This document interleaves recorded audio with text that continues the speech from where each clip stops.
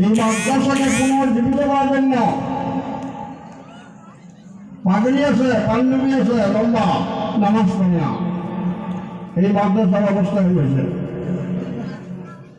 এই মাদ্রাসার অবস্থা হয়েছে।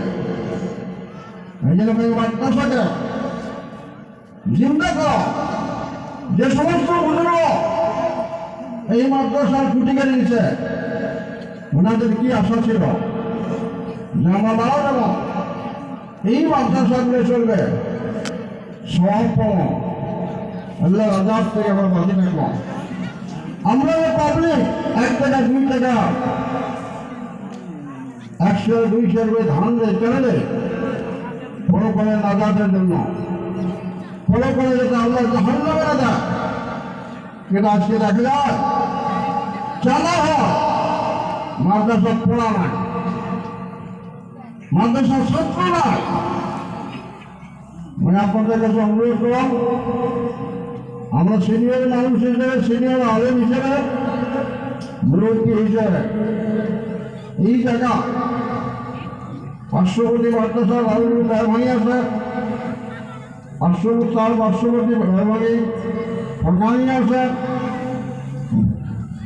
মাদ্রাসা পূর্ণ রূপ দেওয়ার জন্য ছাত্র দেন এবং ওস্তাদগুলা কেয়ার করে লক্ষ্য দেন যে ওস্তাদ খালি কালেকশন করবে না, পড়া পারবে, এটা লক্ষ্য দেওয়ার ব্যাপার। আমরা ছাত্র দেওয়ার জন্য রাজ দিয়েছি, ছাত্র যেন মাদ্রাসার পূর্ণ পর্যায়ে উন্নতি আমলগুলো হয়। কথাটা অনেকের ভালো লাগবে, অনেকগুলো বেয়া লাগবে। টিচার মিটার আসলে মানুষ ঠিক হয় না, টিচার মিটার আসলে মানুষ ঠিক হয় না। কেন মাদ্রাসা অবস্থায় লোক মাদ্রাসা কেন বানিয়েছে? ছেড়ে নেই মাদ্রাসা, কেন আছে? ছেড়ে নাই।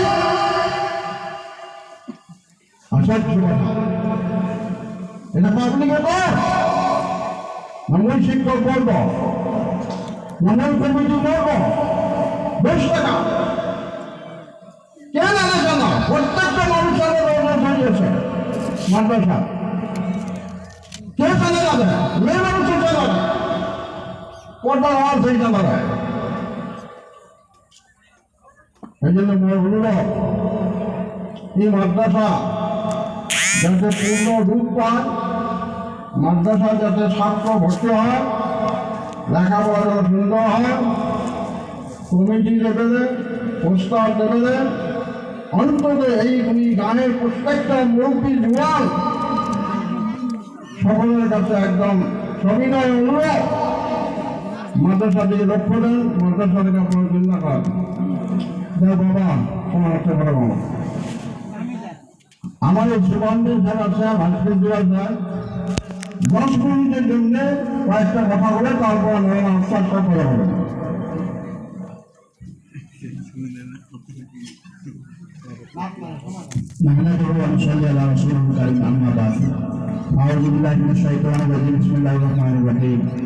উপস্থিত আজকের এই জলসার সভাপতি সাহেব, উন্নতি এখানে অঞ্চলের আলেম ওলামা, বুঝিবান্ধি, গ্রাম